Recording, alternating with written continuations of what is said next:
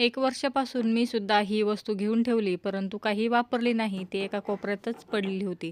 तर चला आता काढली, मस्त धुवून काढलं. त्याच्यामध्ये कोथिंबीरच्या काड्या, थोडीशी कोथिंबीर, 2 छोटे-छोटे कांदे टाकले, चांगलं कुटून घेतलं. आतून बाहेरून चांगलं कोथिंबीरच्या काड्यांना रगडून घेतलं. बघा किती घाण झालेल्या आहेत. सुरुवातीला कोथिंबीरच्या काड्या, मेथीच्या भाजीच्या काड्या, लिंबाचा पाला सगळं याच्यामध्ये टाकून चांगलं घासून घ्यायचं. सगळ्या साईडने रगडायचं म्हणजे क्लीन होईल. नंतर अर्धा तास भिजवलेले तांदूळ याच्यामध्ये टाकले. सगळीकडे तांदूळला घासून घेतलं. वरवंट्याच्या दोन्ही साईडने ते तांदूळ रगडून घेतले. पुन्हा धुवून घेतलं. ब्रशला विम बार लावून सगळ्या साईडला व्यवस्थित घासून घेतलं. इथे माझ्याजवळ पॉलिश पेपर आहे, त्याच्याने सुद्धा चांगलं घासून घेतलं.